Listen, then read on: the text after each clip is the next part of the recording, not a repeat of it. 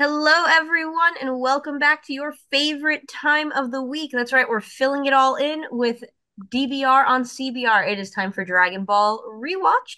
And if you're watching along with us, we hope you're watching along on Hulu or Crunchyroll. And we hope you read along with us as well to work out that mind of yours in the Viz Media translation of the manga. Once again, we are your hosts. My name is Alyx. I'm Sam. And I'm John, episode 29, The Roaming Lake, our first episode of the Red Ribbon Army saga. And you know how I like to start a new saga with a bang? Filler. Oh boy.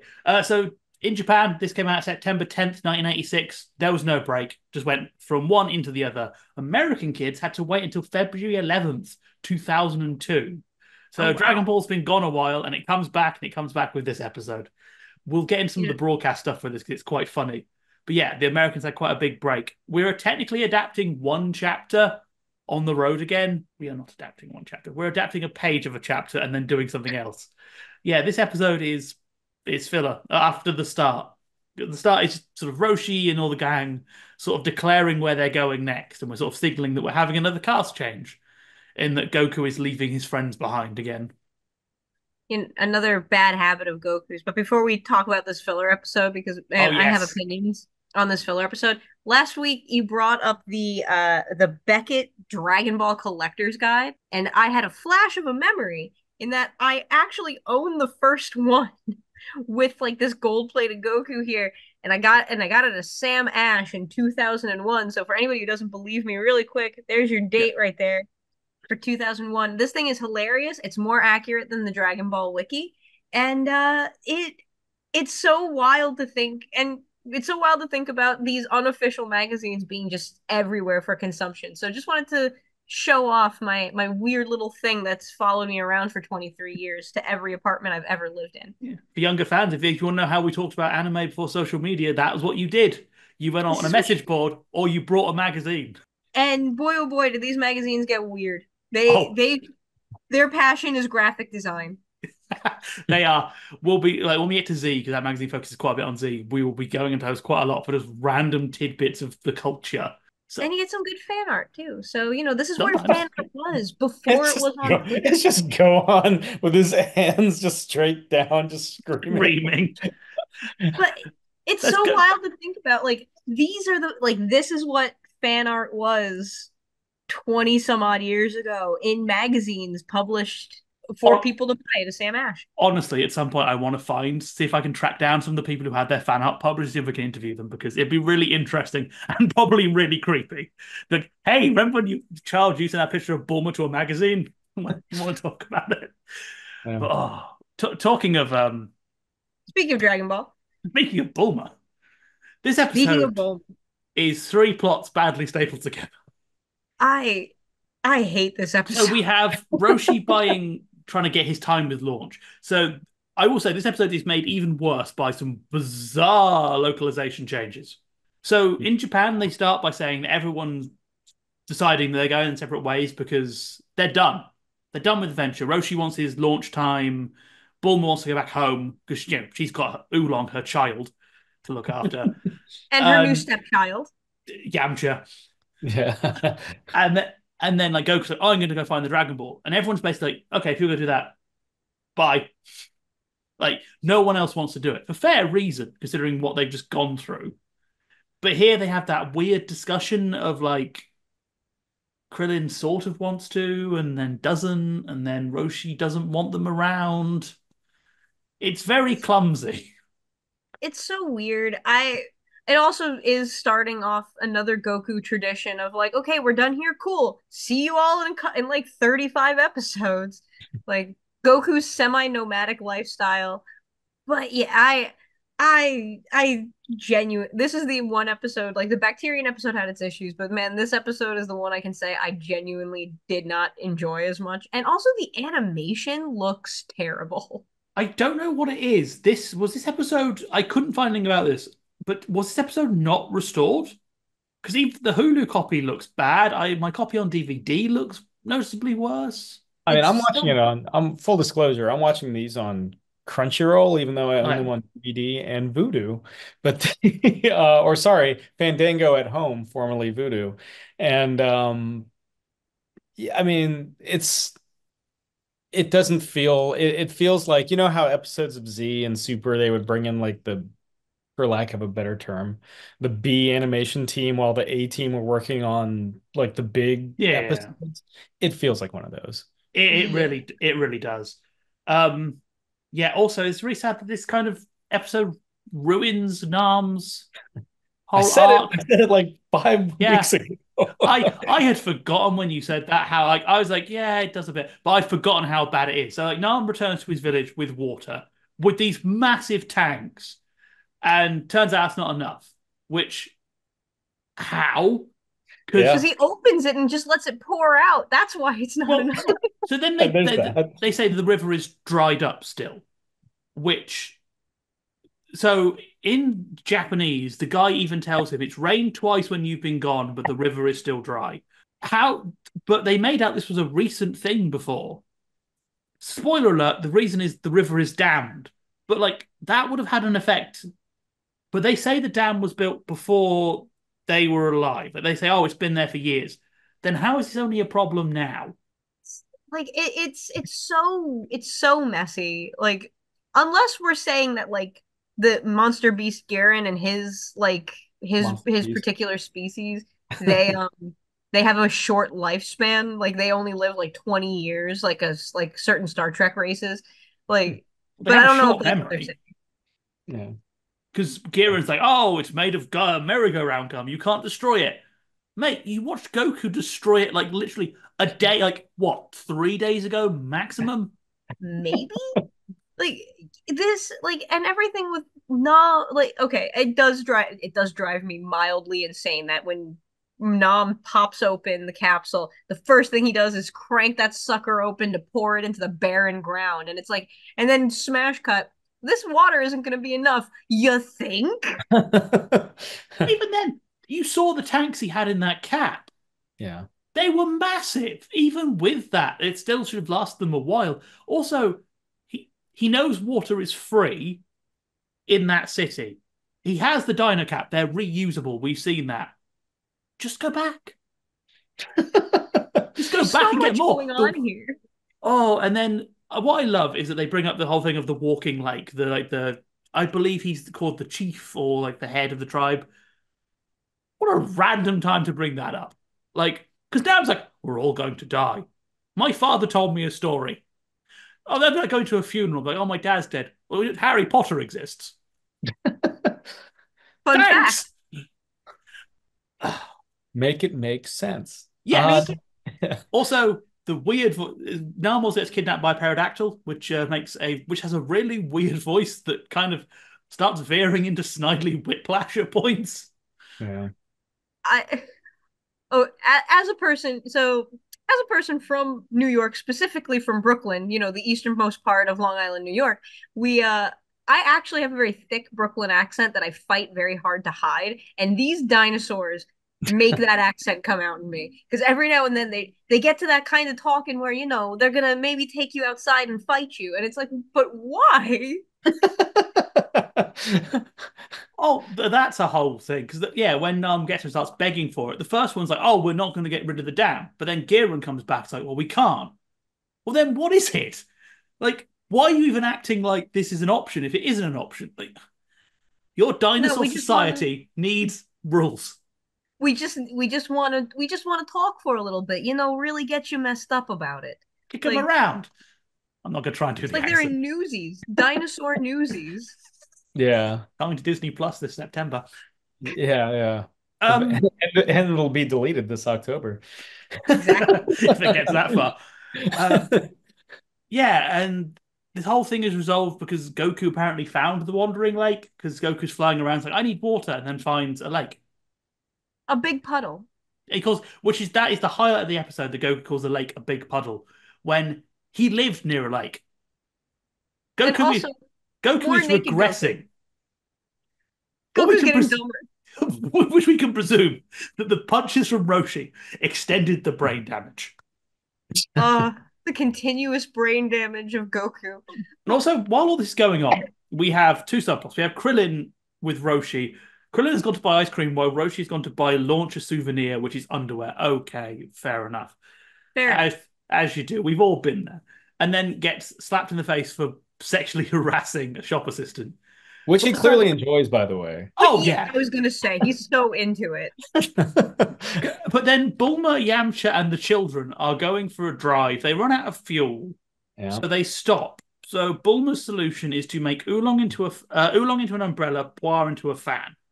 Yes. This does not resolve your lack of fuel issue. Also true. Also true. But what's weird is it implies that they're spread out. But at the end, a sandstorm comes, takes all the water again. So Nam's tribe have pissed off an angry god. It does not want them to have water. But then the They've done sandstorm something. also hits Yamcha and Bulma. So they should be going the other way based on what we've established previously. It reminds me on the other, not complete, not as much filler as this, but very filler heavy. The episode between the Pilaf and the tournament saga, where Yamcha, Bulma, Plard, Oolong, they're traveling through the jungle and like super speed Krellin like Oh, bowls them over. And it's like, dude, where were you coming from? It's kind of the same thing. It's almost exactly the same thing here, but the A story, which is to say the Nam Monster Beast Kieran stuff, is a lot weaker because it takes away from what we previously had seen like 5 episodes ago. Yeah, it's always just kind of like, this is the last time you see your friends for like 15 to 20 weeks. Bye. It this is the episode to me that is the most Hanna-Barbera oh, of the Dragon Ball episodes so far. Like, not only are we getting like the animation not looking great, the story's not doing well, but you might as well just have them in the repeating Flintstones background where Barney and Fred have been walking for 10 miles, but they're going to pass by that same window 85 times. It is a fugue state of an episode. and that's why this to me feels so fillery because it goes nowhere. Like we start by resetting Nam to baseline. You have no water again. Lol. They solve the problem. Oh no, sandstorm, which apparently deletes rivers. Fun fact. Yeah, I guess. And then they find so it's like, oh, we've got to find water again, and then they find water again.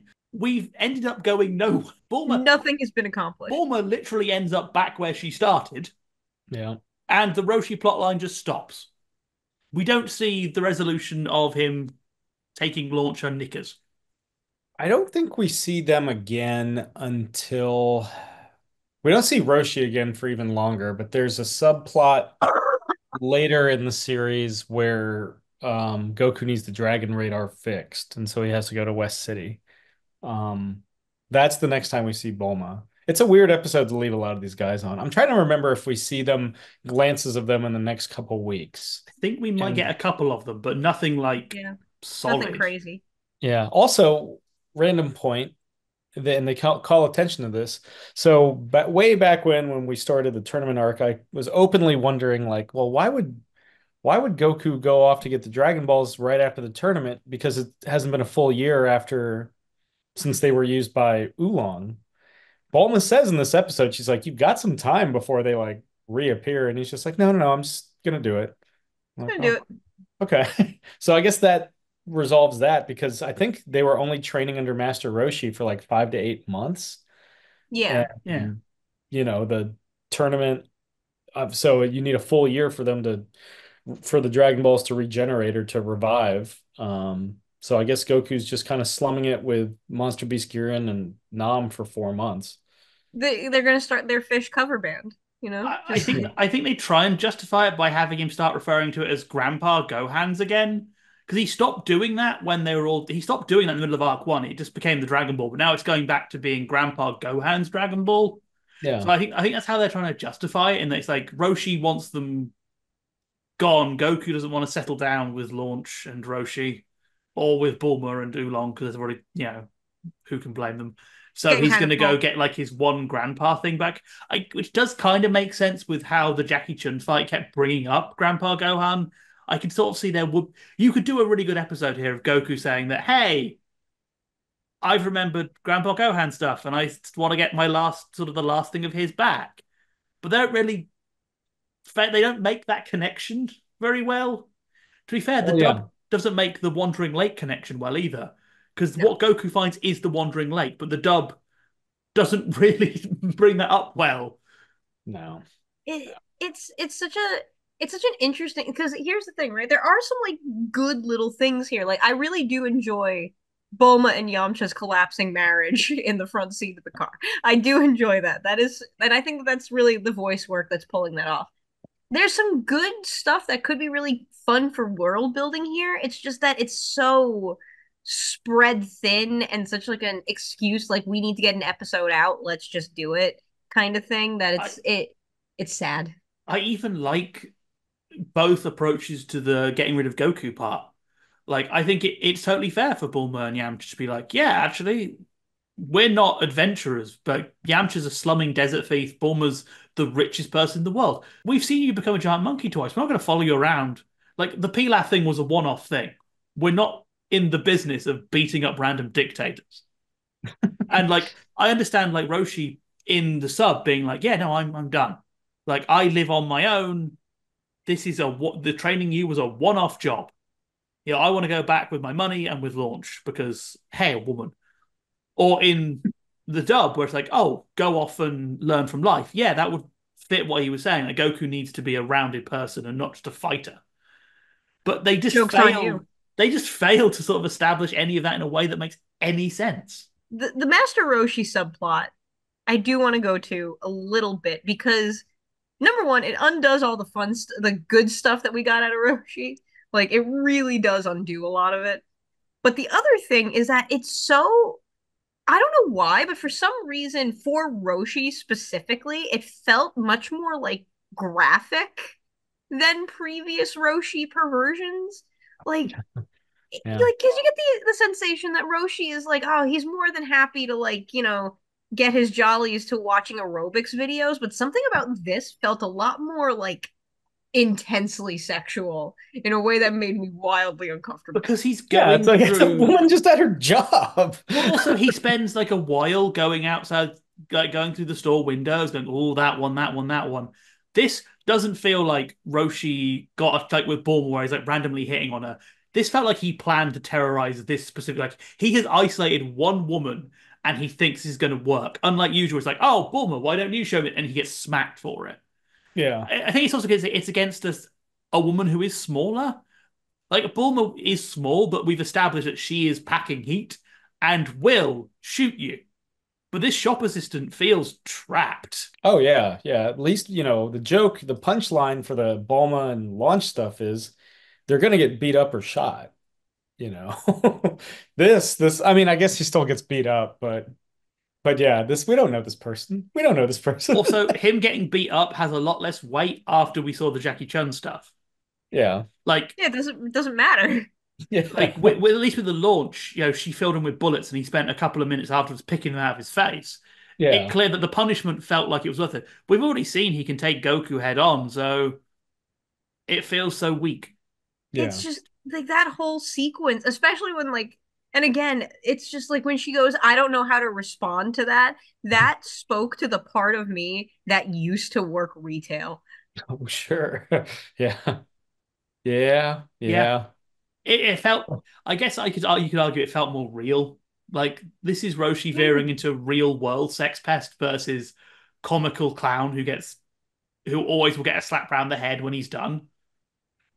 Yeah, that I think that might have been it. Like just something about that whole sequence was like, "Oh, this is weird. I don't like this." Another Yeah. reason this episode doesn't work for me actually is that there's a very big omission from the Japanese version. When Nam and Goku are flying up the river, there's a one-time use insert song used called Fugushi Wonderland. It's Hmm. one of my favorite pieces of Dragon Ball music. Part of the reason for that is it sounds very similar to Casey and the Sunshine's band's Boogeyman. Like the bass lines are nearly identical. And Boogeyman, great song. So Fugushi Wonderland, also great song. Uh, in this version, they drop it and just have the narrator sort of play for time, like he's at an improv. It's Got a weird fan. because the whole sequence is totally shot to be a musical interlude with how like, they cut between shots. So not having a song there doesn't work. Even if they've just put the theme song's instrumental version in, it would have worked better than the narrator. Yeah. There's a Yeah, lot of instances where Funimation dub has like the narrator kind of vamp longer than he needs to. It's like, buddy, just trust your audience. Just trust your audience. You can have Justin Cook is standing on the side of the booth being like, just keep going. yeah. There are moments like especially like we kind of got it a little bit in the what was it, the final blow where he's like talking over like the circle and stuff forming. It's like, dude, we just saw the recap. We're good. We're good. And Just let the two, cool, like fuzzy, like orange logo show up and just let the cut to title card. We're fine. It's very nice. Yeah, here I think it's worse said. It's so clearly. I think even as a kid, you could tell this was clearly shot for something else, and we're now throwing this over the top. Because also the writer's just saying what we can already see. Yeah, we got eyes. it's It's a very visual medium. tell-no show. Yeah. There's the most egregious happens at the end of the Red Ribbon Army saga. When it happens, I'll be like, you messed up. I'm just like, Funimation, Crunchyroll, I love you, but why? Just can we turn this off? Can we turn just stick to the music?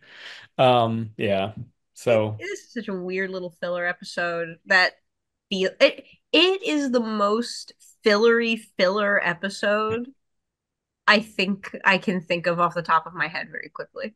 Like even it, though we're past the World Tournament saga, this episode, along with the next two, are included with the season one home video releases. They're just like, just throw it on there.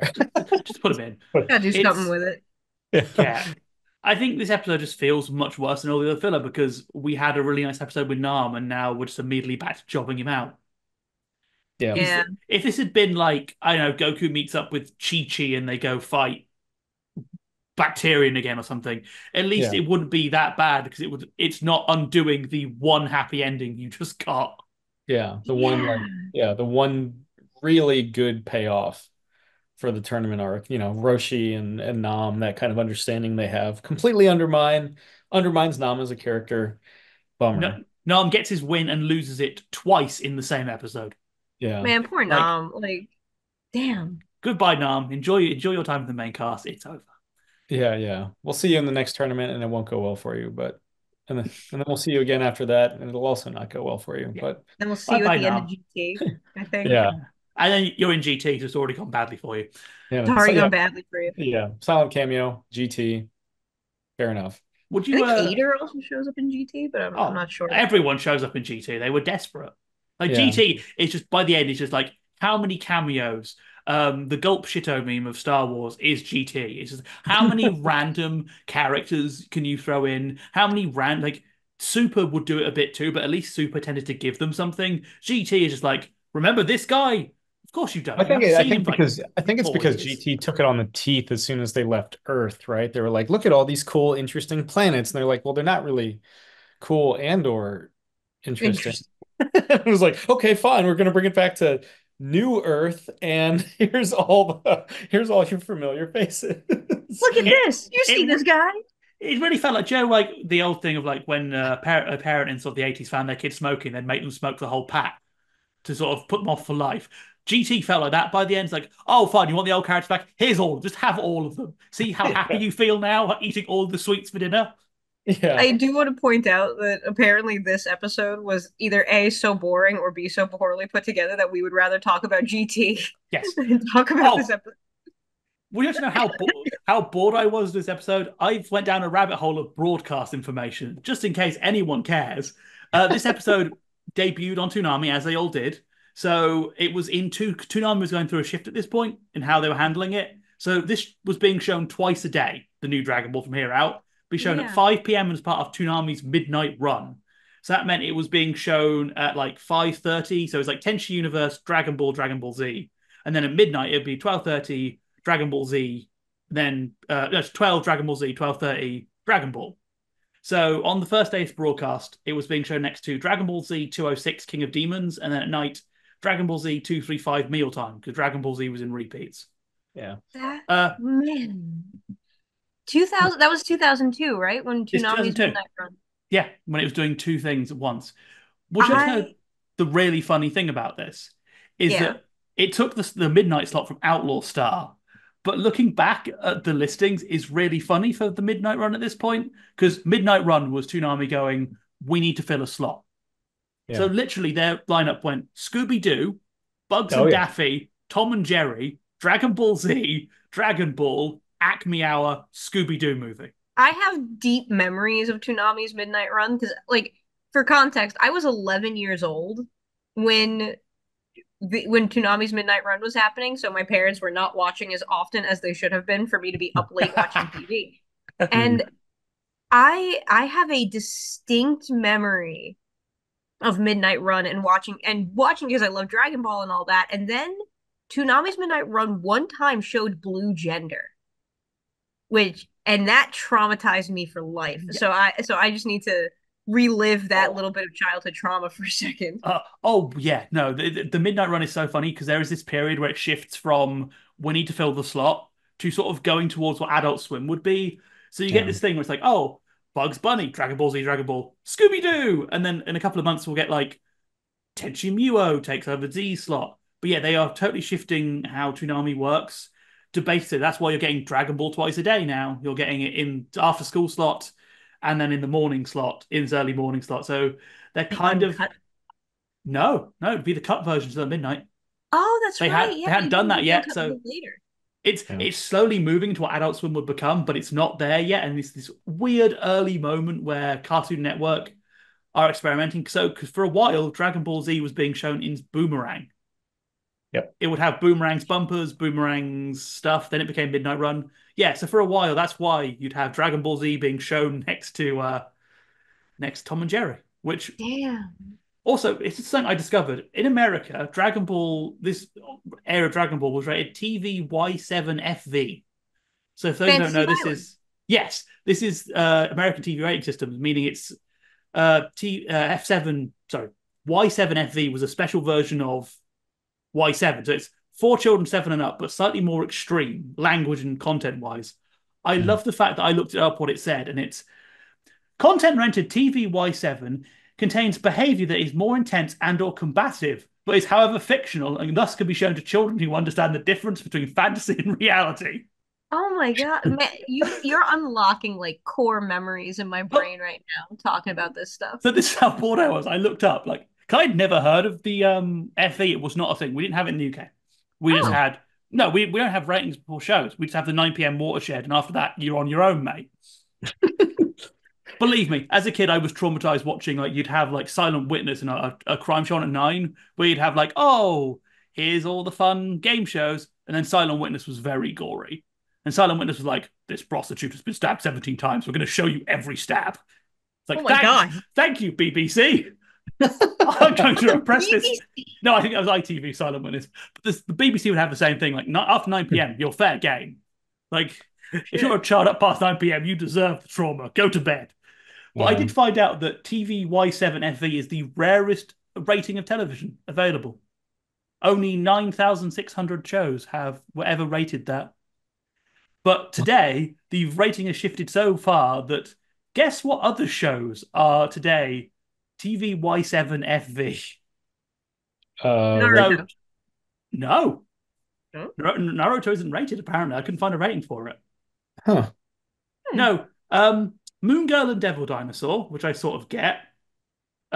Quantum Heroes Dino Star, and certain episodes of Paw Patrol. What? There are apparently several Paw Patrol episodes that got the fantasy violence warning, meaning that So, Paw Patrol and Dragon Ball can officially be shown in the same block. oh man, that tickles me so pink. Just knowing I that. want Nick Jr. Go on, do it, Nick Jr. Just one episode. Just throw in. Dare you. Just Yeah, throw give in me the some Toon's Goku. Eye. Give me the Toon's Eye. The children need the Goku. Give me that crossover event. Yeah. And if you want to know how bad, as I said with the tournament arc, I was like forgetting to make notes because I was so invested. This episode was so boring. I ended up looking into the American rating system. And Yeah, now you know it too. now we're talking about Paw Patrol instead of Dragon Ball, which But tells they you. have the same rating, so that's good.